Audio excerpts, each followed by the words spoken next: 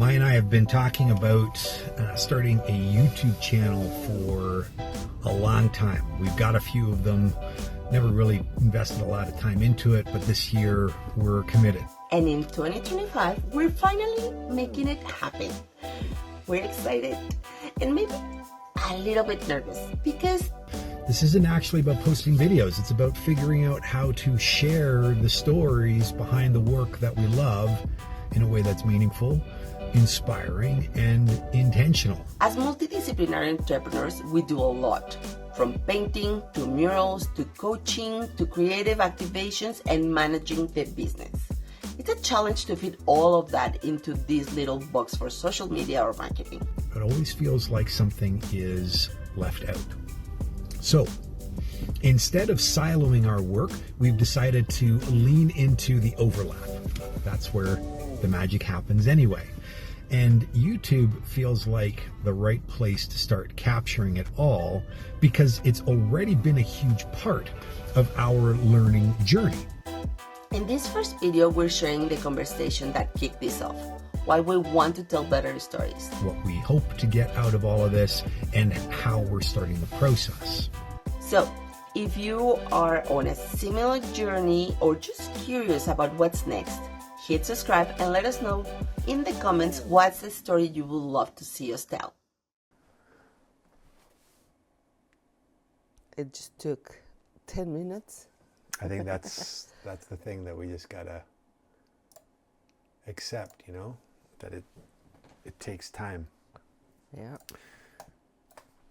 So we are going to do more vlogging. Yeah. And we are going through a process to define what it is that we are going to be talking about. I'm just basically summarizing the conversation we should have recorded that we didn't record. Okay. We've been wanting to produce more content that has some substance, right? And always feeling like there needs to be, we can only really do it when we're working on a project. Yeah. And of course that's not true, but that's been one of those limitations. And now we're looking at what we have available for us in terms of an archive of content, and we've kind of used it all. And we don't have any new mural projects on the books yet, and so it's like, oh, where are we gonna pull this content from? Right. And I've been wanting to, like, as one of my objectives for 2025 is get more into filmmaking and figuring out what does that look like? How is it going to look? What is the subject matter going to be? Right? Mm-hmm. There's all these things. And we had a conversation. From your perspective, what were the dots that got connected up until yesterday, where I shared some videos to watch? For me, it was the part that he said it doesn't have to be overproduced and so difficult. And most of the stuff that I've been producing until now, that's my motto kind of thing. I record, chop, post. Mm-hmm.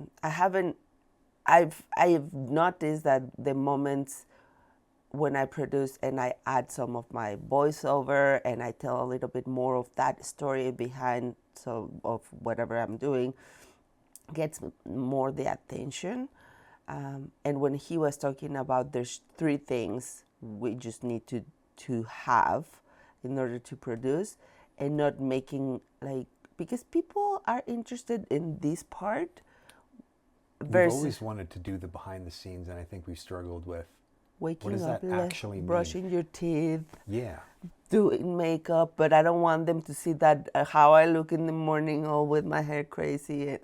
Yeah, well, and then there's the story that you have about needing to make sure everything is looking perfect. And so it's behind the scenes, but it's behind the scenes with purpose. Yeah. It's not just behind the scenes everywhere, because what is it? What's the point of that then? To what end? So yeah, the conversation, the videos that we were looking at. He's a YouTuber. There's many YouTubers out there, of course, that have got a very similar take on this work. His name is, what is his name? Benji Travis. Benji Travis. Yeah, so YouTuber Benji Travis, amongst countless others, they speak to keeping it simple and embracing the creative process that works for you in what you want to create, and that actually the longer form, the deeper dive, the less hyper edited content is, we're seeing an uptick now in terms of people wanting that type of content, because we're all kind of burnt out over the hyper stimulated content that's out there. Not to say there isn't a place for it. Yeah. And so this is now what we're exploring for 2025. Yep. And part of that exploring of this is, to your point, there's these three areas of focus, which we've already done a lot of work in. And that is, there's a theme, a central theme, a premise to what it is that we are speaking to. And then there are the topics, and that's, for every video, there is a specific topic that we're going to be talking about, capturing content for. And within that particular video, there will be some sort of takeaway, or what did he call it? He called it... Yeah, it has. My book is in the other side. Yeah, basically a takeaway, telling a story, right? And that's another thing that I want to do more of, is tell more stories. So we do so many things. We dismiss how valuable it might be for somebody else who has not considered to do those things. And in the broader topic, the broader theme rather, of creativity, Yeah. and that all humans are creative, and our relationship to creativity is an area that each of us get to spend some time in and figure out and explore and make sense of. And that's been our journey for 15 years, right? And longer, truly, but Yeah. with you and I together. And you know, it's funny because we get some of these questions over and over again. Yeah. Like yesterday, with the conversations I had, one of them was like, how do you create? How do you get creative? Yeah, it seems, it shouldn't be surprising, and it was when he said that. Yeah.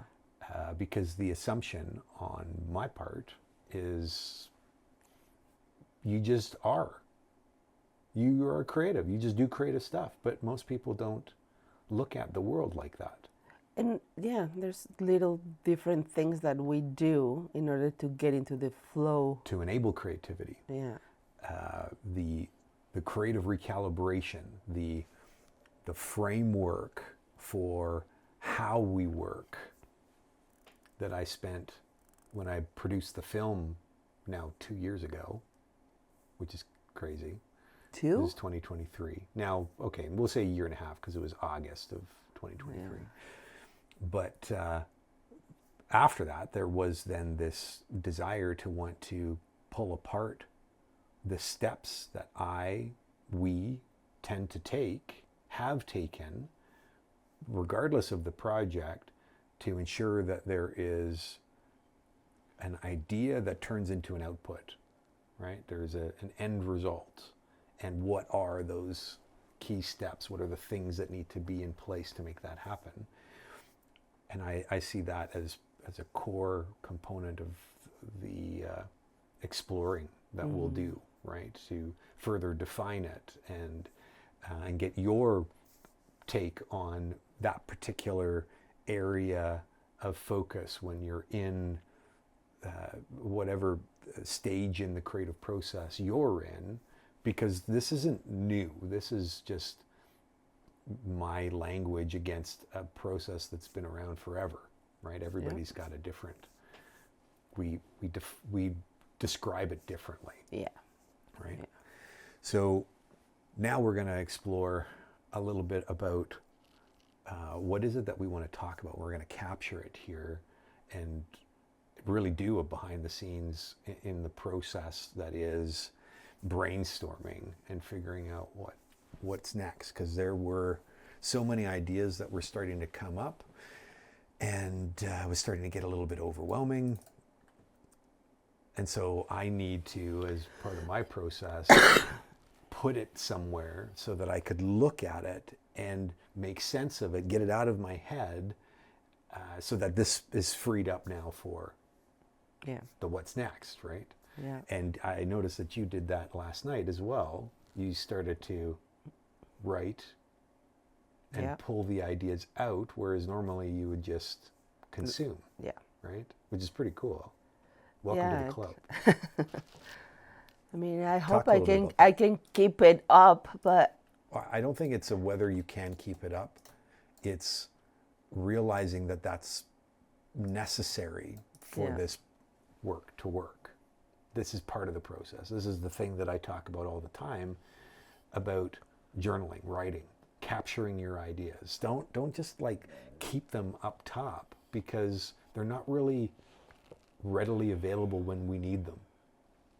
And most of the times we forget about them, right? And so those ideas that could have been never will be, because off they went somewhere else, right? yeah. Yeah, okay, so this is really a content strategy that we're exploring. And I have been following a guy by the name of Jay Acunzo, great storyteller, great podcaster, has been in the space of telling story for like 25 years. Worked for Wistia and MailChimp and all of these narrative platforms and helping them tell stories. So he speaks to having a premise, I'm gonna read it out here, what he describes a premise to be. It's about a terrain to explore and ideas to assert. And an assertion is a declaration that you make as like your truth, not necessarily the truth, but what you believe and what you will defend as a belief. So it's a point of view, and it's a point of view that you're going to explore in a unique way, that we're going to explore in a unique way, because it's an area of interest that we have. It's an area of expertise that we have acquired. And again, it's not to say that this is it, this is the way, just our way. And we believe this is important for these reasons. So that, in a nutshell, is a premise. For us, it's about defending this assertion that all humans are creative, right? Yes. Said as simply as we possibly can, that is it. That is our premise for what we believe in, for the reasons why we're doing the work that we're doing, and what we're encouraging others to also adopt Right. as something believable, right? And then that being believable, what does it look like now as an output? Because there's a lot of people who don't believe they're creative, have collapsed this as like only reserved for those who have done creative acts. But being creative and creativity is not always connected to paint on canvas, right? Or pencil on paper, Right. or any of those mediums. It is a belief that we can solve complicated problems, that we can achieve things that we might not at this point see possible, but we believe that we could. We don't have line of sight on how, right? That is creativity in action. That is creative process, Yeah. right? So if our content theme or our premise is that, and I'll just keep it like I said it, all humans are creative. Then we have all the ways in which we can speak to that theme. And we had some topics come up, right? Yep. What were some of the topics that were top of mind for you? Of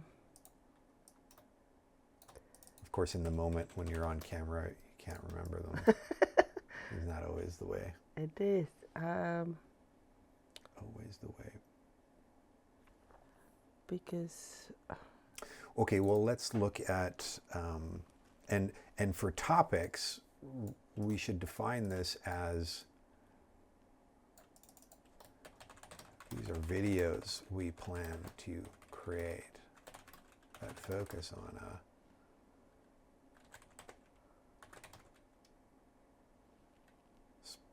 they focus on a specific question.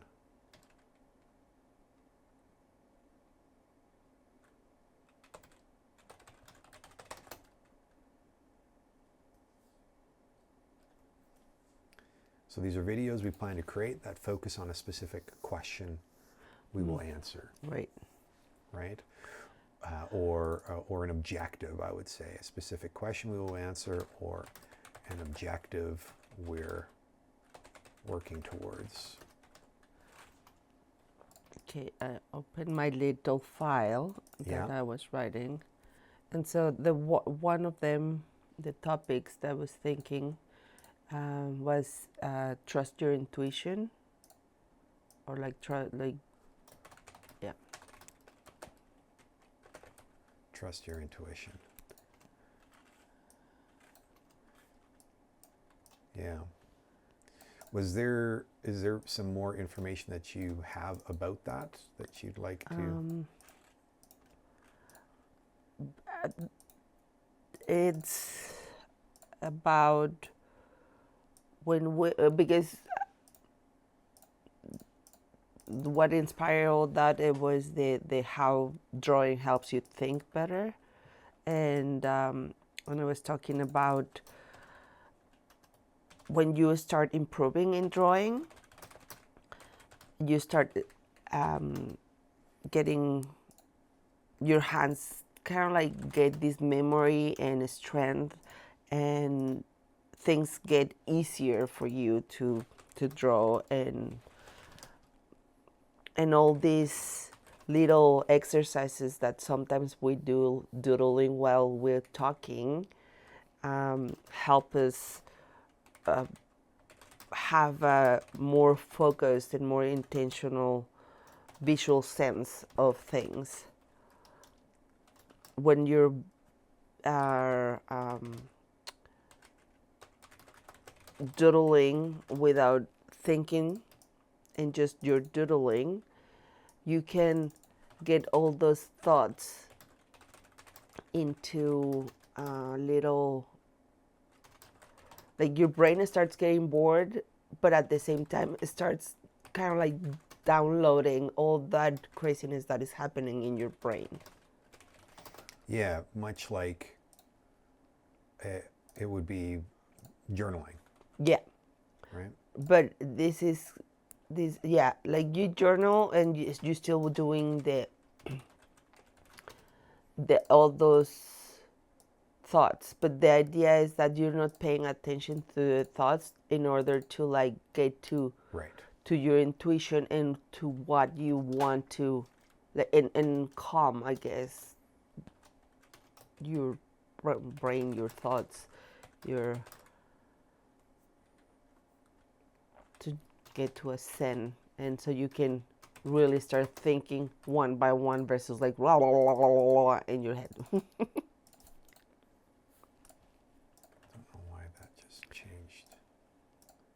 wait. It's a weird thing that always happens. Oh, and yeah, so it says we have to focus intentionally in our visual sense so the thoughts get bored, or your mind gets bored. Other parts of your thinking bore them in the best sense of the word. They bore our restless thoughts and worries and make room for a more intuitive visual mindset. In this intuitive mindset, we can see beautiful things. When we have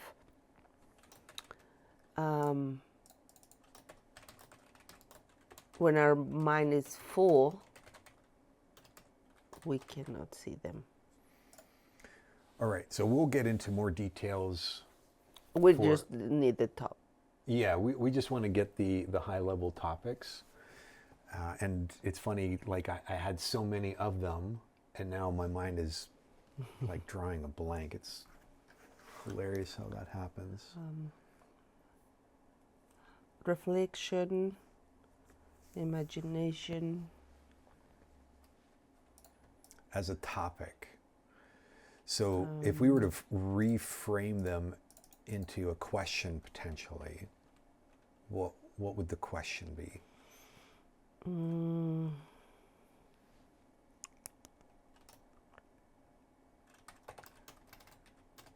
How do I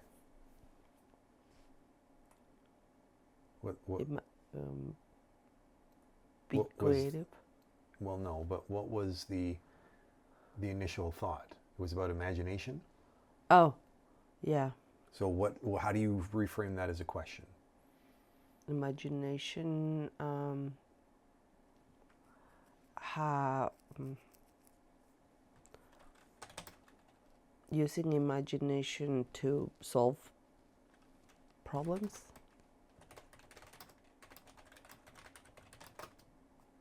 How do I use my imagination to solve problems? Mm-hmm. Okay.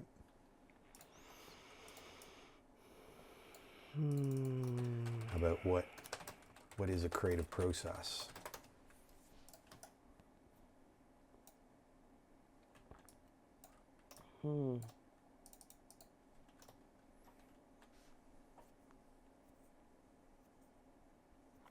He asked yesterday about what's a mood board.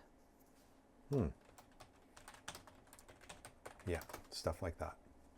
What's a mood board?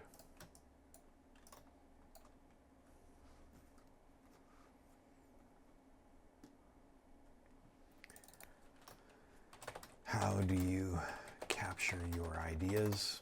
Just kind of touching on that a little bit with some of the things that you mentioned in drawing helps you think better. So that can become like a different topic in its own.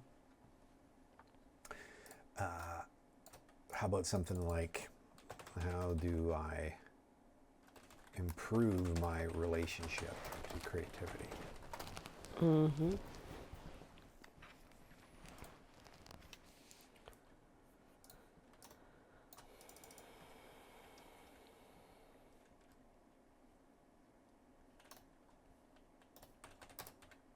It could even be, maybe they're not always questions, they could also be assertions. They could be like a declaration of sorts, like you don't need to have everything figured out to create something meaningful. Right. Which also speaks a bit to doodling and drawing and just getting ideas out.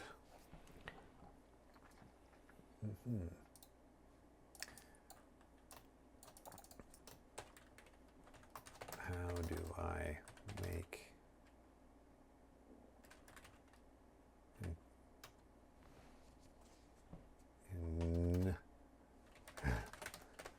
to be creative? How do I make intentional time to be creative?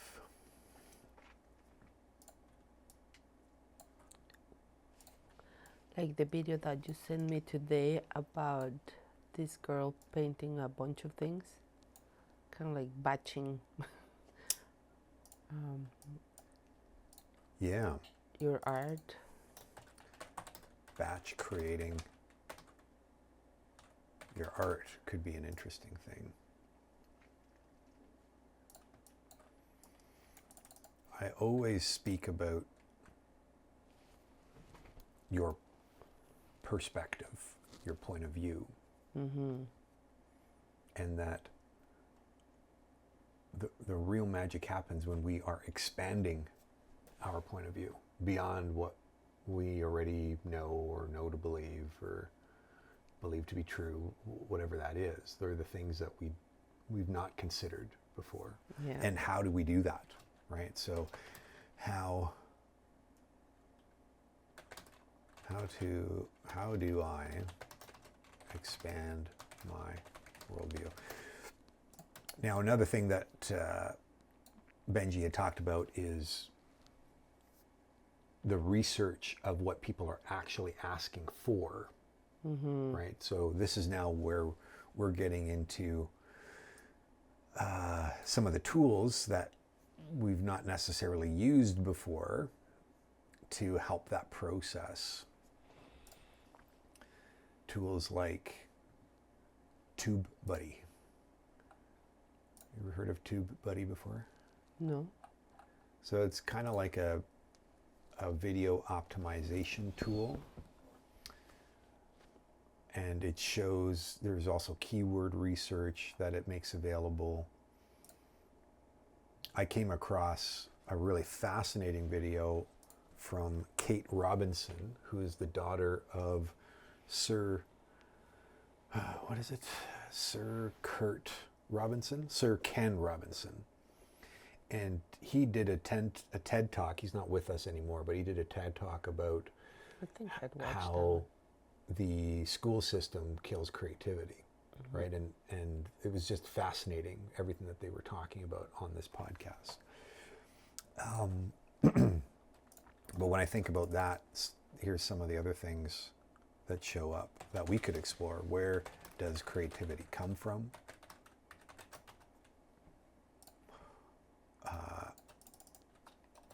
Are humans naturally creative?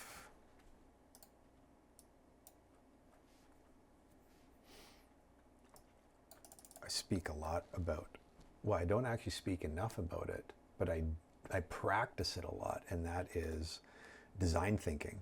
So what is design thinking? What else? Right? Why is it important?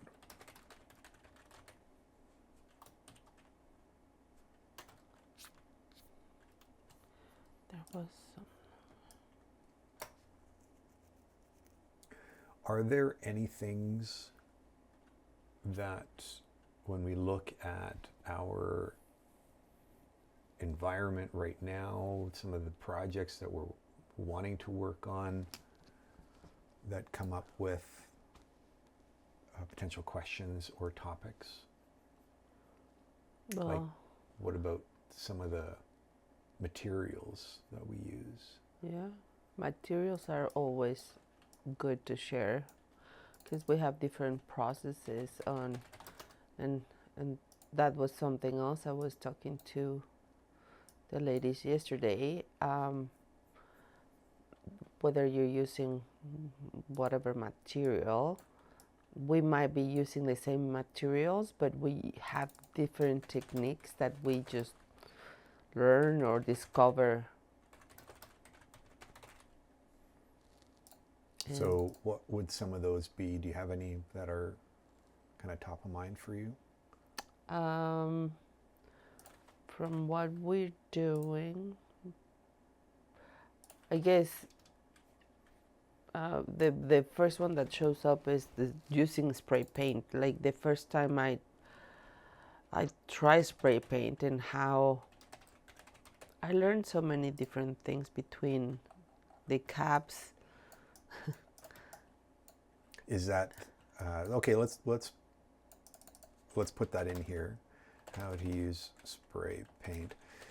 I don't have nearly enough experience with it yet to feel confident doing that, but maybe that's the magic. Is Yeah, like we tried things. I mean, it's gonna start getting cold, so we might not be. Well, it's not about doing these all right away. It's about collecting them so that we can go back and go, okay, what do we want to do now? Yeah. Right? Like, why do you yeso a canvas? That's a great question. It's 2 S's, right? Why gesso a canvas? Material. So this is like materials, tools, process. What is And then I guess we can do projects. Like, projects like the X tool. The X tool. I don't know what that looks like yet, but a friend of ours got a new X tool, a cutter, laser cutter, right? Yep. And so there'll be some projects that we do with that.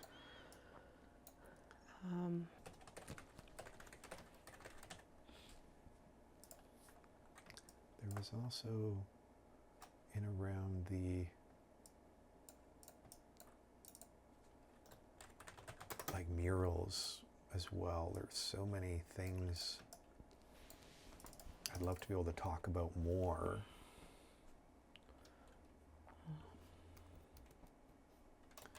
Like murals, how murals build brand might be a cool conversation.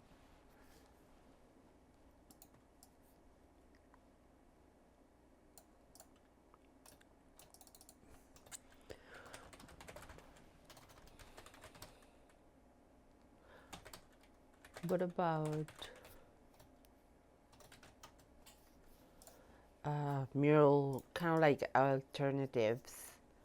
Because Mural alternatives, yeah, totally. like sometimes people don't want the whole wall or the wall and they need something different. Like are we freestanding murals Partial and even like or mobile, like they can be installed. I mean, I'm also thinking vinyl because sometimes Fernando, Milena's friend, was talking to me about these printers, ink printers that print art on wall. yeah, I've seen them. He wants to Buy explore one. doing some of those. So, yeah, I mean that would Yeah, be that interesting. one and then but they like I'm talking about there's like temporary vinyl because we have the access to like we're graphic designers and we could find Yeah, totally. it's more something more temporary, right? Like it's a historic building and they cannot put like paint the bricks or I don't know. Like we did with stuff, the doing wooden kind of like a structure, and that's kind of like freestanding, and then they'll remove it, and that's it.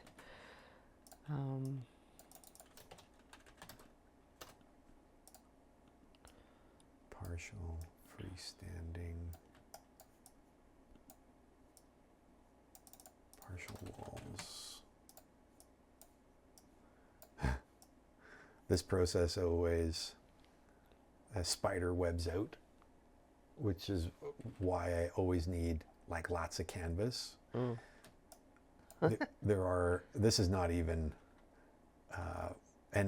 this doesn't even give it justice, because when you zoom in, you start to see like, holy shit, there's a lot of information. So this is how I make sense of the thoughts in my head.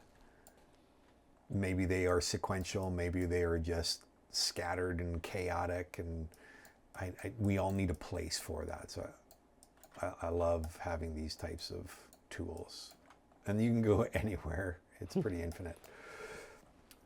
So yeah. Pricing? Hey, Pricing? mural pricing, totally.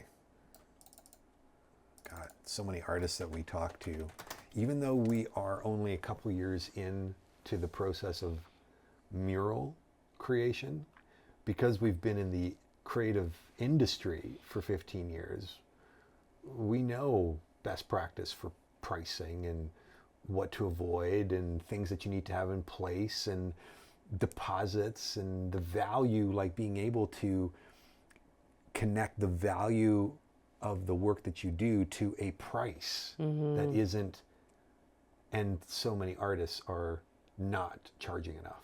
Yeah, and it's annoying because that sometimes hurts the industry or like, It doesn't sometimes, it always.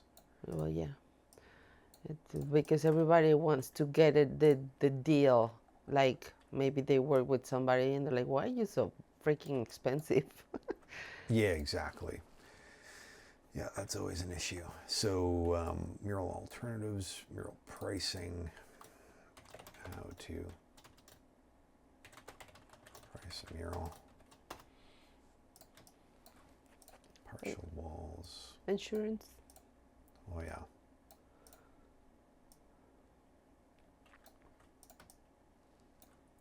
Wood.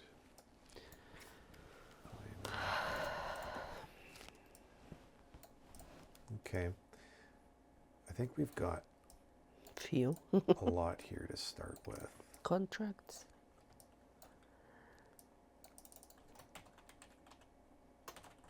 Contracts. And what was the other one? Insurance? Insurance.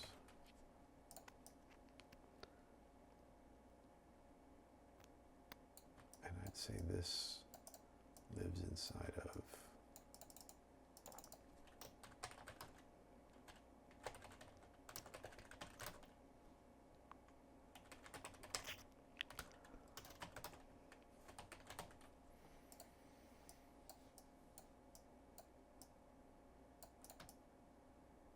okay, cool. Yeah, we went from not having any topics to having a bunch. So that's a great place to start.